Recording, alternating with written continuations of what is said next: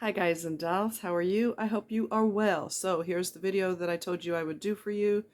Let's go ahead and jump in, okay? Let's see if I can get my support here. All right, so let's get started. This is called, it's from medium.com, and it's called The Scrambled Brain of the Narcissist.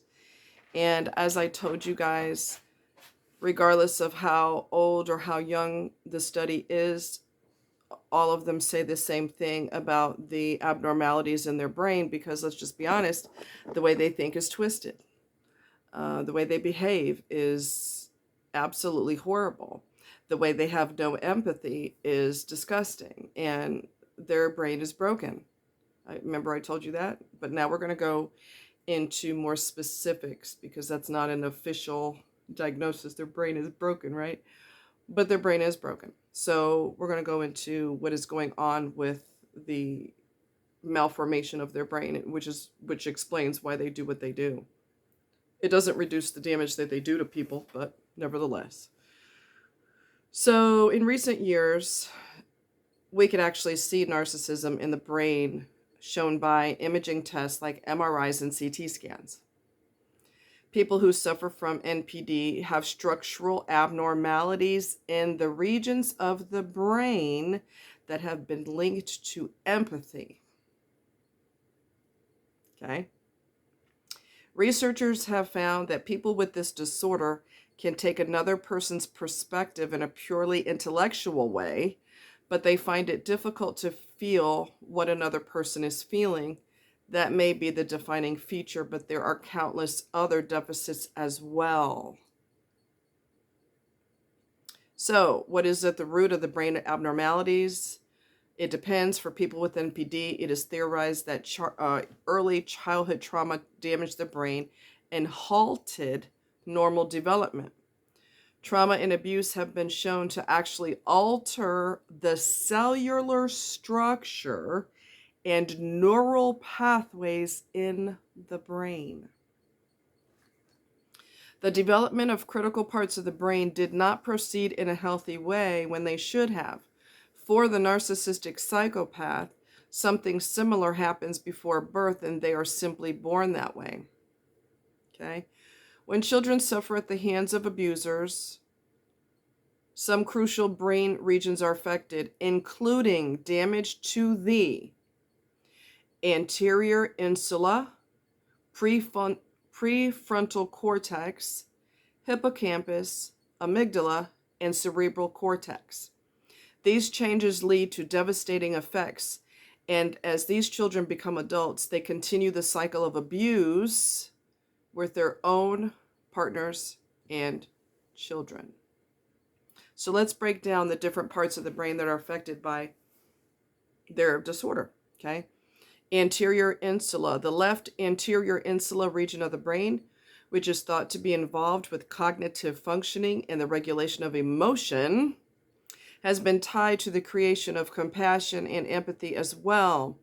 It has a key role in subjective feelings, and affective subjectivity is defined as the awareness of and reflection on our emotional responses and the development of a capacity for self-reflection and emotional attunement. This is something the person with NPD can never feel. People with NPD are known to have less gray matter in this region of the brain. Furthermore, the anterior insula is connected with subregions of the prefrontal cortex.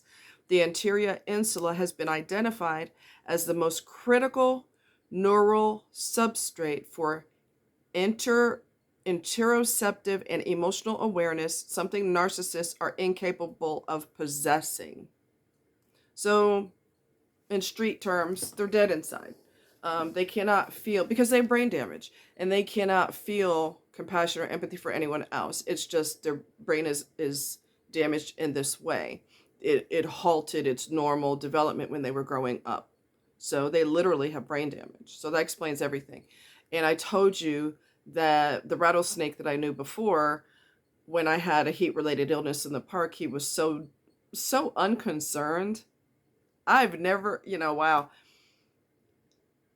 I, I'm stuttering. It baffles my mind that somebody can be that cold-blooded, just literally get away from me like I had some kind of deadly disease because I was getting sick in the park, which is a heat-related thing. It's not a disease that's contagious. But when the person has brain damage, now it all makes sense, okay? Prefrontal cortex. The prefrontal cortex, PFC, is likely to play an important role in both narcissism and psychopathy. They have overlapping features. Do you remember me saying that narcs are not too far from being murderers because they have no conscience?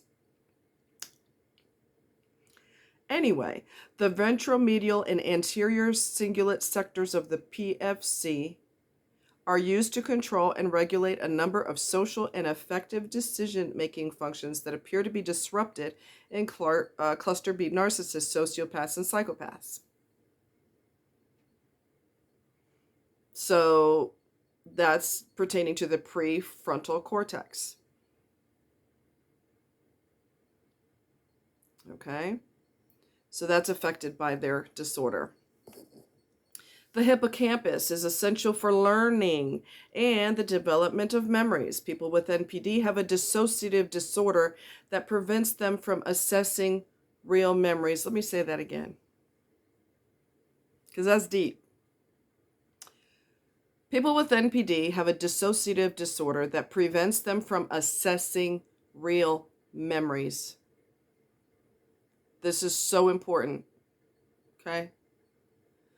The past is viewed through magical thinking, delusions, and grandiosity that forces them to rewrite history and create their own narrative about the past, which is filtered through selective amnesia and inability to accept any blame for what they do. I know a couple of narcs that think that they were associated with the mafia. Okay? So then, again, that goes back to magical thinking, delusions, and grandiosity. All right? So their brain has filled in the blanks with this alternate reality that's nowhere near the truth. Okay? But their brain just does that. Continuous stress due to abuse can damage the brain cells in the hippocampus, making it gradually shrink in size. This explains how the narcissist was originally created, but also how the victim is often affected. Magical thinking, my God. Yes, yes, and I've seen it, and yes. Okay, so let's go to the amygdala. It has a key role in emotional processing. It is where emotions like fear, guilt, envy, and shame are born. The narcissist often has a flat emotional affect, which means that the majority of their emotions are unexpressed or inappropriate. Personality disordered individuals are missing a conscience. They have a flat affect that is often noticeable when you look in their eyes. I've seen that with a couple of them. They're dead in their eyes. And when you tell them something that should make a person go, "Oh my God, are you okay?" They're like this. There's nothing there because they're in here is not right. Okay? Flat affect.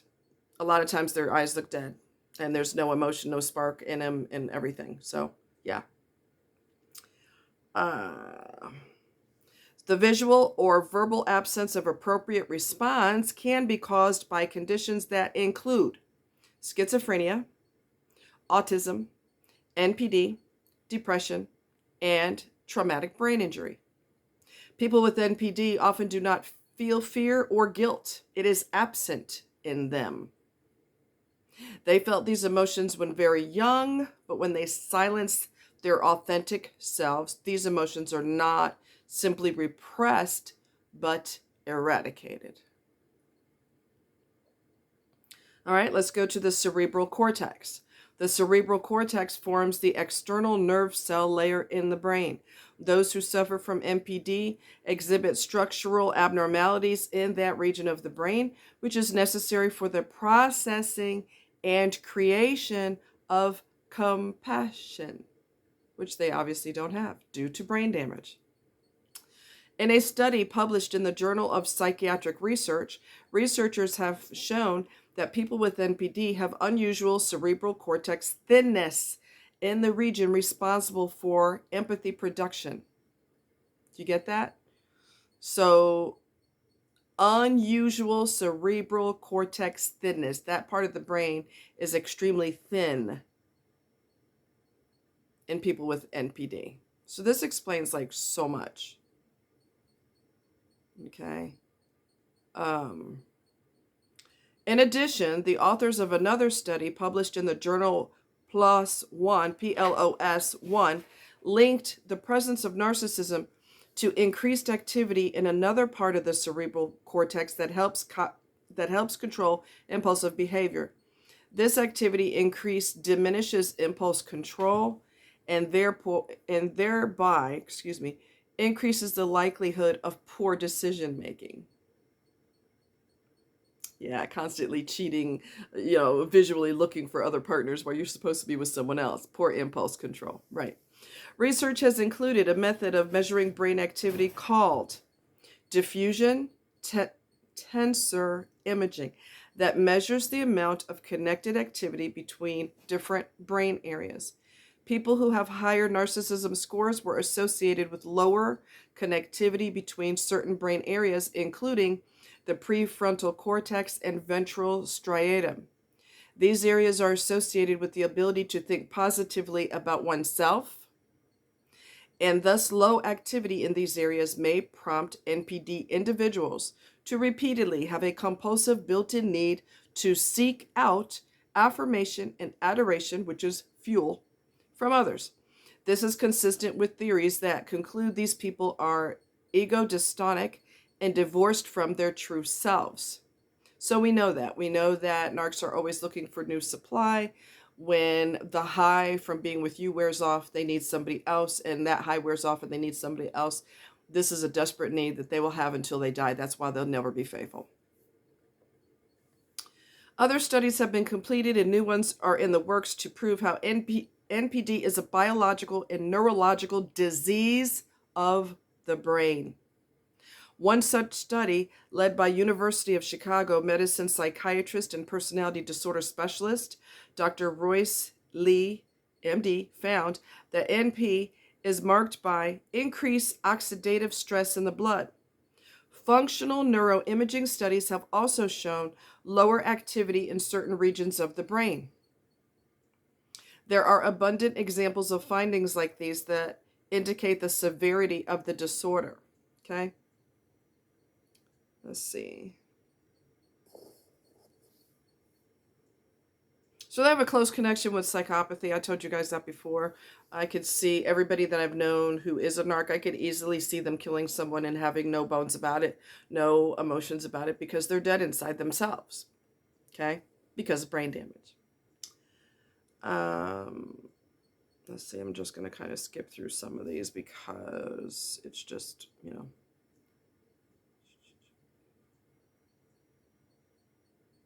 These characteristics manifest as psychological disorders influenced by a number of factors, including chemical imbalances in the brain, childhood experiences, heredity, illnesses, prenatal exposures, epigenetics, and more.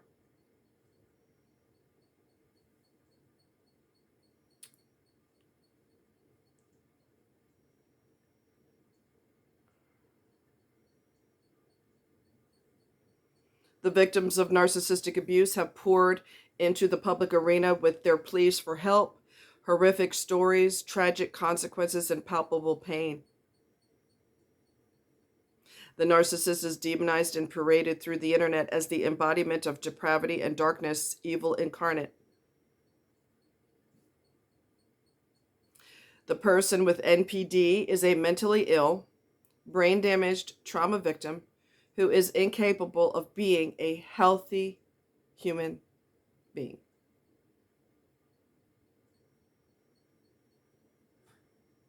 It is so easy to vilify them and seek revenge for all the harm they cause. They are like a force of nature who leaves death and destruction in their path, but they are beyond help beyond reason, beyond the rules of men. They live in an alternate reality like many schizoid personality types who share some common traits. They are magically, fantastically beyond your reach as they compulsively, intrinsically, unconsciously act in the only way they are capable. When we accept how ill these people truly are, we must begin to ask ourselves how we come to love them and ultimately become bound to them as we joined in the shared fantasy of the relationship. They cannot do better, be better, or live better. They have neurological, psychological, spiritual, mental, energetic, and physiological disorders that make it impossible for them to love or be loved.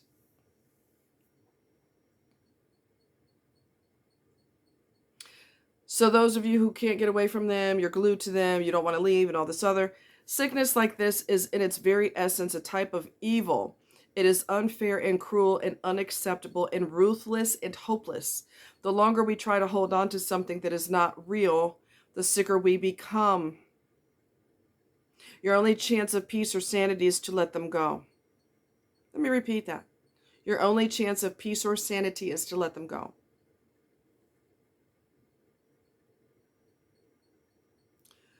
Turn inwards and upwards and try to figure out what brought you to something like this, to someone like this. Then pull yourself together, gather your strength, focus on yourself, and perhaps one day the sun will shine again. They live in a world of eternal sunshine that is an illusion. They dwell in darkness and will never find their way to the light. Save yourself. It is the only thing you have the power to do.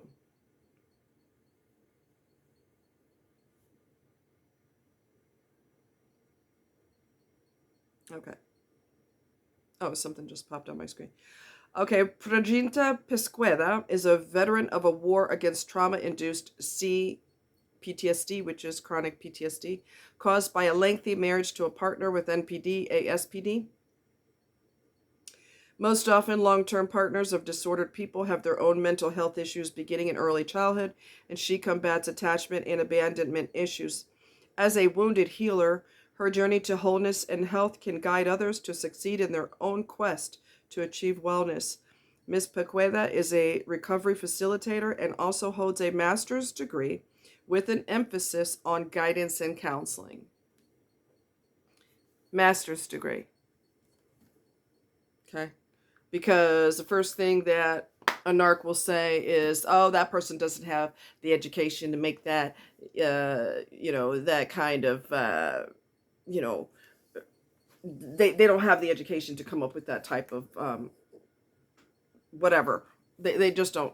They don't know what they're talking about. In so many words or less, they don't know what they're talking about. That's another thing that narcissists do. We're going to go there.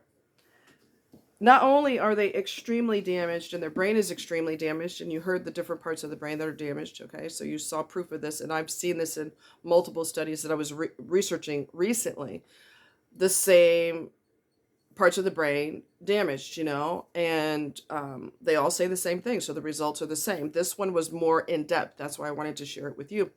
But because they are so shame-based at the core of the evilness, the evil core that they are, it makes no difference what your education is. Even if they don't know what your education is, they assume that you have no education. And you could have graduated at the top of your class from Harvard, and the narc, who hates other people's success, I might add, will say, well, that's what they told you. Well, no, I actually, for example, the person could say, no, I saw their name on the list of people who graduated at the top of their class. Yeah, but that's probably not their real name. I mean, there's always going to be, because they're not right, okay? So you can't really try to explain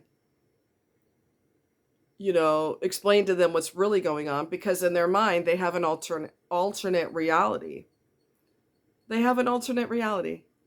So it doesn't matter what you say, what they say. God himself can come down and say, this is what's happening. And you'll say, well, yeah, a narc will say, well, yeah, you look like God, but so far as I'm concerned, you could be photoshopped in real life. I mean, they're not right in the head, and they have no respect for other people's knowledge. They have no respect, especially pertaining to what is wrong with them.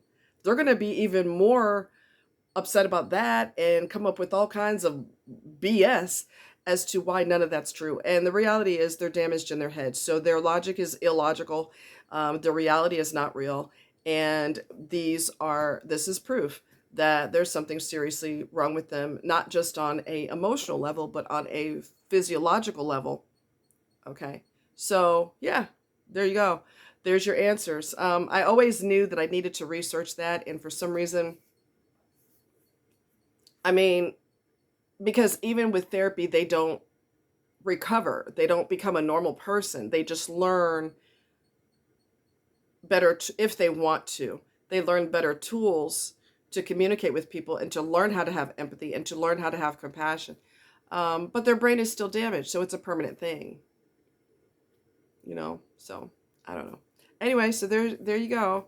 And I mean, it just explains everything.